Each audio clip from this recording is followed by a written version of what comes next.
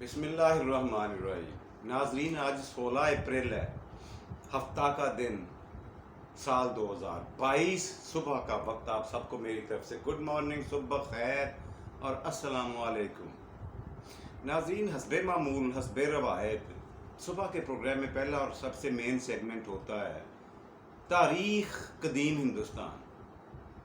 जी, तो पिछले प्रोग्राम तक हमने हिंदुओं के बड़े बड़े नामवर और नामी गिरामी मुबल्लिगीन और उनको फैलाने वाले उलमा और फज़ला, ये आलम फाजल लोगों का तज़किरा किया। उनका चैप्टर हम क्लोज कर चुके। आज हम जायज़ा लेने जा रहे हैं राजपूतों के राज का। राजपूत बरादरी ने 6 सदियां हिंदुस्तान पे हुकूमत की है। 6 सदियां ये कौन सी थी? ये 600 सदी ईस्वी से लेके 1200 सदी ईस्वी तक। 600 से शुरू हुआ और 1200 तक ये खत्म हुआ। ये सन ईस्वी के ये 6 सदियां बनती। जी, यहाँ तक तो आपको ये बताता चलूं कि आर्यन और कदीम हिंदुस्तान में राजा, सरदार, सिपाही या खिस्तरी हुआ करते थे। कदीम हिंदुस्तान में सरदार, राजा या बादशाह, मैंने आपको बता चुका हूँ कई दफ़ा कि खिस्तरियों का काम था हुकूमत करना। हिंदुओं में जो सबसे ऊपर का तबका था वो ब्राह्मण लोग थे और दूसरे नंबर के खिस्तरियों का काम था जंगो जदल करना और हुकूमत करना। बस इनका और कोई काम नहीं था। और खिस्तरियों ही के दौरा था हर तरफ हिंदुस्तान में। और चंद एक ऐसे कि चंद्रगुप्त और विक्रमा जी के बारे में कहा जाता है कि वो शूदर थे। पक्की बात नहीं है, लेकिन तारीख की बाज़ किताबों में उन्हें शूदर लिखा गया है। हालांकि बात समझ में आती नहीं। उस वक्त जब पूरे हिंदुस्तान में खिस्तरी लोगों का तूती बोलता था, तो वहाँ पे शूदर का हुकूमत कर जाना ये तीसरे दर्जे से भी निचली कौम थी हिंदुओं की नज़र में। अब भी है ऐसा कि शूदर लोगों से ये मिलना मिलाना, उनसे बात करना कमी कमीन समझते हैं। 3rd क्लास बल्कि 4th क्लास समझा जाता है उन्हें। लेकिन विक्रमाजीत और चंद्रगुप्त के बारे में कहा जाता है बाज़ किताबों में कि वो शूदर थे। लेकिन इसके अलावा पूरे हिंदुस्तान में खिस्तरियों का दौरा रहा। जितने सिपाही फौज जितनी भी हुआ करती थी वो खिस्तरी थे। और हिंदुस्तान पे जहाँ जिस मुल्क पे हुक्मरानी की वो खिस्तरियों ने ही की। अच्छा, 500 सदी ईस्वी तक हम क्या देखते हैं कि शुमाल मगरबी हिंदुस्तान में सथैन और सक्का कौम आकर आबाद होती है। सथैन और सक्का ये 5 सदी ईस्वी से लेके 500 से लेके 600 तक 100 साल का ज़माना, 1 सदी है। और मौरखीन ये लिखते हैं, तारीखदान ये लिखते हैं कि ये लोग सथैन कौम और सक्का कौम जो थी ये आए थे यूनान से, और ये गिरोह दर गिरोह वहाँ से हिजरत करके हिंदुस्तान में आते रहे। और इन्होंने बाज़ रियासतों में अपनी ममलिकत, अपना राज कायम कर लिया था।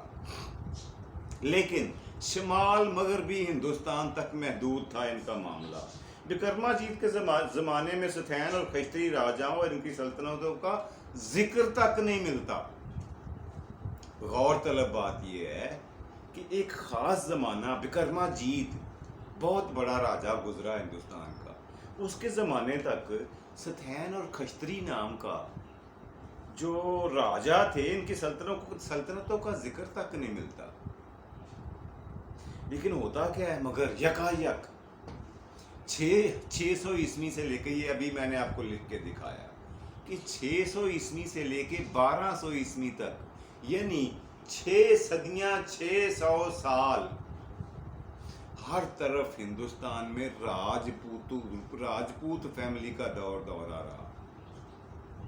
انہوں نے خود کو منوایا ہی نہیں بلکہ ہر ملک پر قبضہ کیا، ہر سلطنت کو اپنے زور بازو سے اپنے زیر کیا اور اس پر حکومت کرنا شروع کر دی.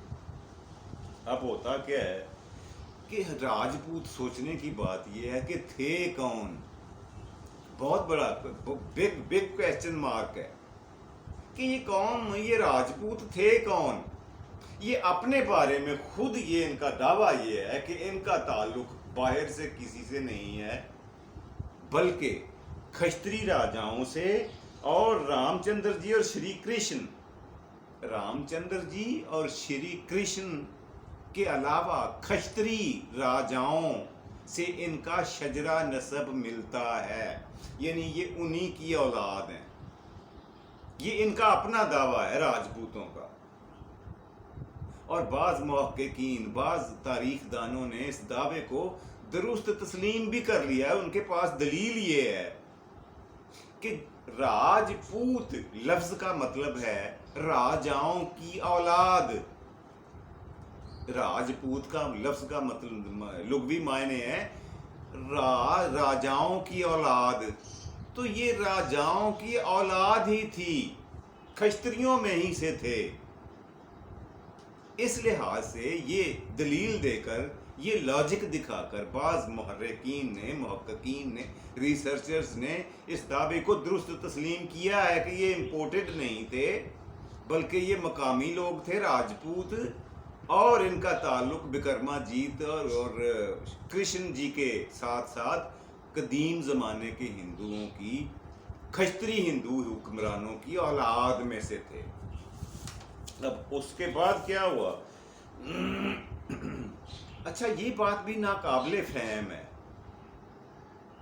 کہ اگر یہ راجپوت راجاؤں کی اولاد ہے تو پھر یکایک یہ 600 صدی عیسوی سے ہر طرف ان کا دورہ کیسے ہو گیا؟ اس سے پہلے یہ کہاں تھے؟ یہ 6 صدیاں انہوں نے ہندوستان پر حکومت کی ہے، ہر ملک میں، ہر قوم میں. اور بعض کہتے ہیں کہ راجپوت جو ہیں یہ ستھین یا سکا قوم سے ہیں. بعض مورخین کا اس بات پر اتفاق ہے کہ یہ ستھین قوم یا سکا قوم جو یونان سے آئی تھی. کب آئی تھی؟ 500 عیسوی میں. گروہ در گروہ آتے رہے یونان سے، ہجرت کر کے، مائیگریشن کر کے، مہاجر بن کے، اور شمال مغربی ہندوستان میں انہوں نے ڈیرے ڈالے اور وہاں پہ ہی انہوں نے اپنی، جیسے جیسے ان کی آبادی بڑھتی گئی، یہ فطرتی اور قدرتی طور پر، پیدائشی طور پر لڑاکا اور جنگجو لوگ تھے. خوبصورت بھی تھے، لمبے چوڑے قد کے، سفید رنگ کے، لیکن یہ جنگجو ہونے کی وجہ سے انہوں نے سخت مخالفت کی بدھ مت کی. کیوں بدھ مت کی مخالفت؟ اس لیے کی کہ وہاں اسے دیا کا دھرم کہا جاتا ہے. وہاں پہ کسی کا خون بہانا اس مذہب کے تحت یہ قطعاً جائز نہیں ہے اور بہت بڑا گناہ سمجھا جاتا. اس زاویے کی، اس نقطے کی بھرپور مخالفت کرتے ہوئے انہوں نے، راجپوتوں نے، بدھ مت کو دبایا، اس کو پھلنے پھولنے کا موقع نہیں دیا. اس کے مقابلے میں ہندوؤں کے قدیم مذہب کو ہوا دی، اس کا پرچار کروایا، اس پہ انویسٹمنٹ کی تمام راجاؤں نے، راجپوتوں نے. اور اس کا نتیجہ یہ ہوا کہ ایک دفعہ پھر پورے ہندوستان میں قدیم ہندو مذہب کا دورہ ہوا. اور سوچنے کی بات یہ ہے کہ یہ سب کچھ اچانک تو نہیں ہوا نا، بہت کچھ نہ کچھ دیر تو لگی ہوگی. دلی اور کنوج اور مرکزی ہند کھشتری نسل میں سے ہیں.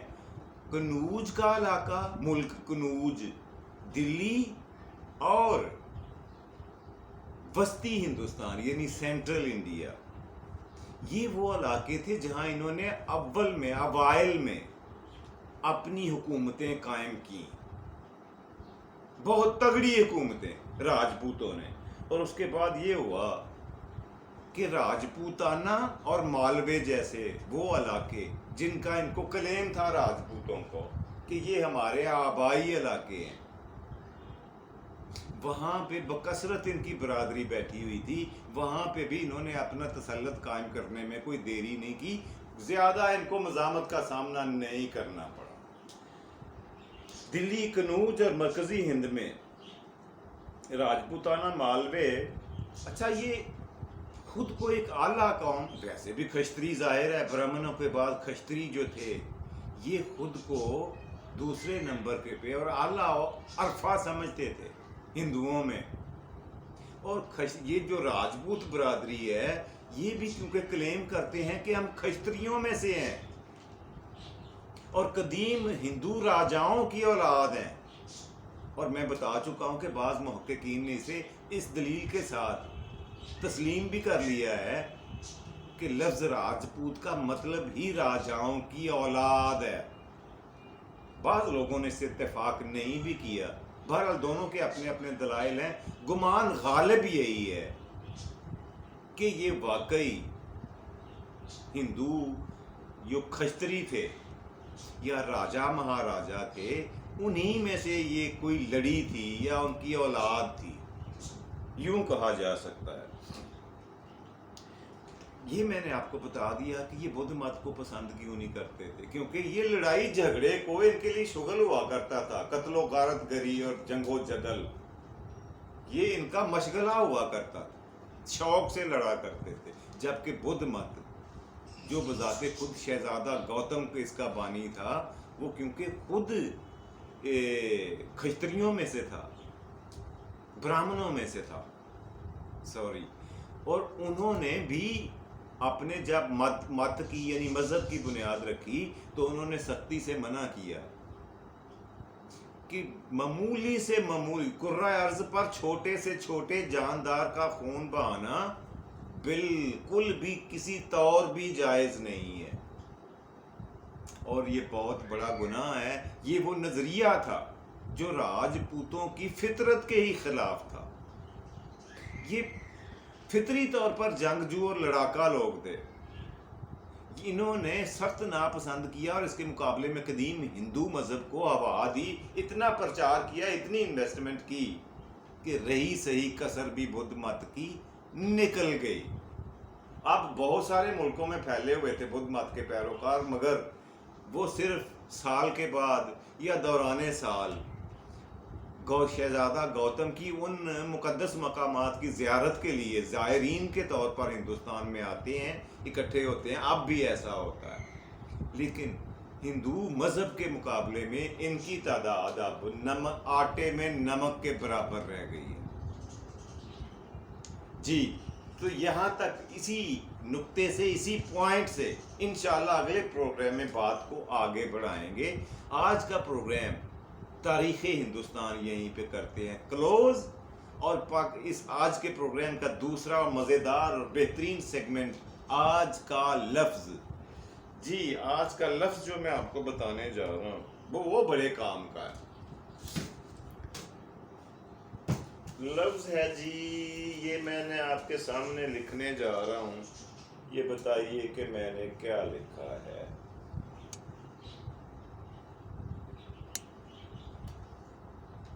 جی یہ رہا لفظ آج،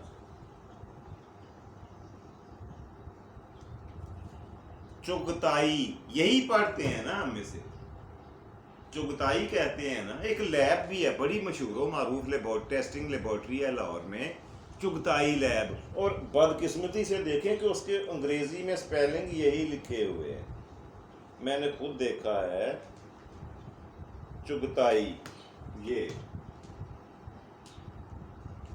یہ لفظ چغتائی نہیں ہے، پہلے تو یہ سن لیں کہ یہ ایک قوم ہے، ایک قبیلہ ہے، جو قبیلہ بھی وہ جو کہ مغلیہ سلطنت کا، مغلوں کی ایک شاخ ہے، اور یہ چغتائی نہیں ہے، چاغتائی ہے، زبر کے ساتھ ہے، یہ پیش نہیں ہے، یہاں پہ زبر ہے، چغتائی۔ اور یوں انگریزی میں لکھتے ہوئے یہ یو کی بجائے اے ہونا چاہیے، چغتائی۔ اور اس کی ایک بہت بڑی مثال یہ ہے کہ آپ نے اکثر سنا ہوگا لوگوں سے، وہ فلاں چیز تو چگتیاں دے ویلے دی ہے، وہ چگتیاں دے ویلے دی، یعنی بہت پرانی ہے۔ تو چغتائیوں کا دور جو تھا وہ بہت پرانا تھا، اس لیے کسی ایسی چیز جو بہت پرانی ہے اس کے بارے میں کہا جاتا ہے چگتیاں دے ویلے دی، چگتیاں کے دور کی۔ چغتا، چغتا لفظ ہے، چغتا میں آپ کو لکھ کے بھی دکھا دوں، چغتا۔ یہ رات چغتا، جی یہ رہا۔ تو یہ چغتا جو ہے لفظ ٹھیک ہے، لیکن یہ چغتائی نہیں ہے، چاغتائی ہے، چغتائی۔ جی امید ہے آپ نے نوٹ کر لیا ہوگا اور اس کو آپ کے نالج میں بھی اضافہ ہوا ہوگا۔ تو پروگرام کا تیسرا اور مزیدار سیگمنٹ، آج کی بات۔ جی آج کی بات یہ ہے کہ میں نے محسوس کیا ہے، خود فیل کیا ہے کہ انسان کی بعض اوقات اپنے آپ سے بھی لڑائی ہوتی ہے، آپ کی میرے، آپ بھی کبھی غور کرنا، آپ خود سے بھی نالاں ہوں گے، ناراض ہوں گے، لڑائی اپنے آپ سے بھی، مخالفت اپنے آپ سے بھی ہوتی ہے۔ وہ کیسے؟ خاص طور پر اس وقت جب آپ کا دل دماغ ایک نقطے پر متفق ہو، سٹینڈ لے رہا ہو، اور آپ کو رشتوں کو بچانے کے لیے، تعلقات کو پالنے کے لیے، رشتوں کی مضبوطی اور خیر خواہی کی طور پر دوسرے کے پوائنٹ آف ویو کے ساتھ جانا پڑے، اس سٹانس لینا پڑے جو سراسر آپ کے ضمیر کے خلاف ہو۔ لیکن ایسا ہوتا ہے اس دنیا میں، آپ بھی کبھی غور کیجئے گا، بڑی تکلیف دہ سچویشن ہوتی ہے، بڑا تکلیف پینفل سچویشن ہوتی ہے، تکلیف دہ امر ہوتا ہے کہ آپ کا دل دماغ روح، آپ کا ضمیر ایک چیز کو درست تسلیم کر رہا ہے اس کو، جبکہ رشتوں کو مضبوطی کے لیے، دوستوں کی خواہش کے طور پر، رشتہ داروں کی خوشنودی کے لیے آپ کو اپنے نقطہ نظر کے خلاف سٹانس لینا پڑے، تو وہ وقت ہوتا ہے جب انسان خود سے بھی نالاں ہوتا ہے، ناراض ہوتا ہے، اور اس کی لڑائی، اس کی ناراضگی خود سے بھی چلتی ہے۔ جی یہ تھا آج کا پروگرام، آج کا آخری سیگمنٹ میں نے آپ کی نظر کیا، امید ہے آپ کو اچھا لگا ہوگا۔ آپ کے فیڈ بیک کا ہمیشہ انتظار رہے گا، کوشش کیا کریں کہ خوش رہیں اور خوش رکھیں، اپنا اور اپنے پیاروں کا ڈھیر سارا خیال رکھا کریں۔ اللہ سونا آپ کو آسانیاں عطا فرمائے اور آسانیاں تقسیم کرنے کی توفیق دے۔ خدا حافظ، اور پاکستان زندہ باد۔